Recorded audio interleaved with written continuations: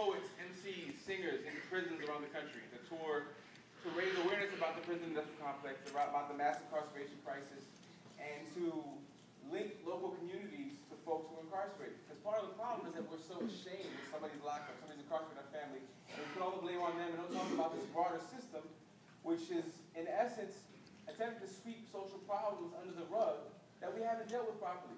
Why are there more people with mental illness in prisons than in mental institutions? Right? Why are we using prisons as a way? Clearly, there's a link between poverty and crime. Right?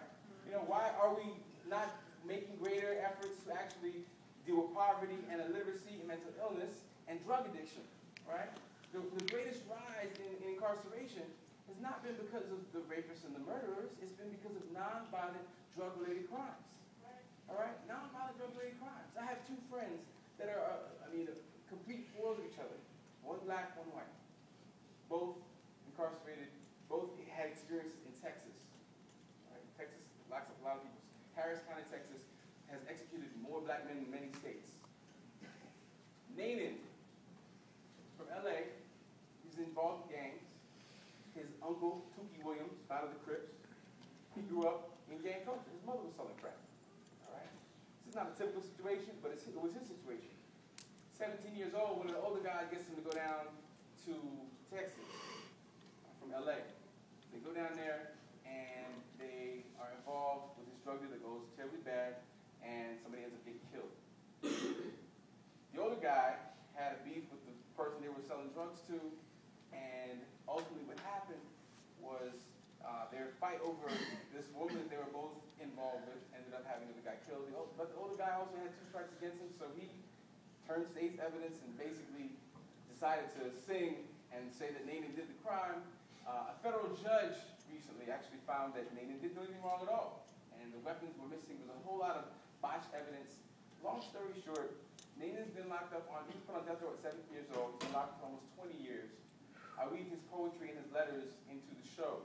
And a year after we premiered the show in New York City at the Public Theater, the federal judge came out on record and said he didn't do anything wrong. Evidence does not add up. His case needs to be revisited. And it's under appeal right now. And it may go to the Supreme Court. But we've been trying to raise awareness about his case because of how it was all of the problems with how the case was dealt. The other side of that, a good friend of mine, a guy by the name of Jason Carney, white guy from Dallas, Texas. When Jason, people trip out when they see us together because Jason basically, folks know him as being a skinhead. Jason was a skinhead. You saw the movie American History X? It's about one of his friends from the movement outside of Dallas. It's a small town called Mesquite, right outside of Dallas. And Jason joined the Confederate Hammerskins, that sect of the skinheads, when he was about 17 years old, same age as when Nanan joined the Crips in LA. The weekend fun for the Confederate Hammerskins when Jason joined was they used to go to what they know as the gay hangout outside of Dallas. And they would go and basically one person would sit down, one of the guys would sit down, they get high as hell, and they would go sit down, and as soon as some other person came out, another man came out to flirt with the person that was there, they would jump on him and beat him down. Like beating up gay people, beating up black people, that was their weekend fun. So one of these times they did this, they were coked out of their mind, and Jason goes with his 2 other friends, they start beating this guy down, and apparently this gay man knew some kind of martial arts or something, as he starts to open up a can of whoop ass on him, and if the story ended there, it would be great, right, you know? But it didn't. One of Jason's homies had a gun on him. He took the gun out, shot this gay man, and killed him. When they came before the judge says, okay, the guy pulled the trigger, you got life. All right? He didn't get the death penalty. He got life. All right? First difference. Second difference. The judge says to Jason and his other buddy, I know you boys were high out of your minds, so I'm going to give you a choice.